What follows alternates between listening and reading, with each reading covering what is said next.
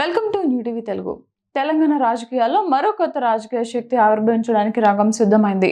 BRS పార్టీకి దూరమైన తర్వాత కొంతకాలంగా ప్రజా సమస్యలపై గలం విప్పుతున్న కల్వకుంట్ల కవిత తన కొత్త పార్టీని ప్రకటించేందుకు ముహూర్తం ఖరారు చేసుకున్నట్లు విశ్వసనీయ వర్గాల సమాచారం. పవిత్రమైన శ్రీరామనవమి పర్వదినం రోజున అంటే ఈ నెల 27వ తేదీన తన రాజకీయ పార్టీని అధికారికంగా ప్రకటించనున్నట్లు తెలుస్తోంది. ఆ రోజు ఉదయం 8 గంటలకు ఈ ప్రకటన వెలువడుతుందని ఆమె సన్నిహిత వర్గాల్లో జోరుగా ప్రచారం జరుగుతోంది.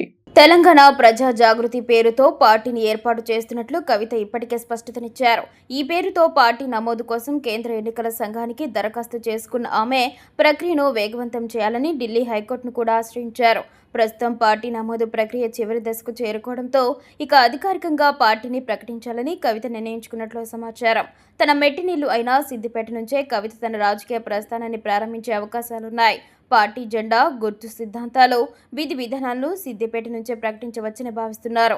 వచ్చే అసెంబ్లీ ఎన్నికల్లో తాను సిద్దిపేట నియోజకవర్గం నుంచే పోటీ చేస్తానని గతంలో ఓ ఇంటర్వ్యూలో కవిత తన మనసులోని మాటను వెల్లడించారు.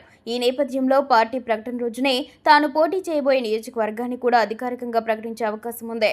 గాంధీజీ సర్వోదయ సిద్ధాంతం స్ఫూర్తితో సామాజిక తెలంగాణ సాధించడమే తమ పార్టీ ప్రధాన లక్ష్యమని కవిత పలుమార్లు స్పష్టం చేశారు. తెలంగాణ ఉద్యమంలో కీలక పాత్ర పోషించిన ఉద్యమకారులకు, యువతకు తన పార్టీలో సముచిత స్థానం కల్పిస్తానని ఆమె హామీ ఇస్తున్నారు. ఈ కొత్త పార్టీ ఆవిర్భావంతో తెలంగాణ రాజకీయాల్లో సమీకరణాలు మారే అవకాశం ఉందని రాజకీయ విశ్లేషకులు అంచనా వేస్తున్నారు.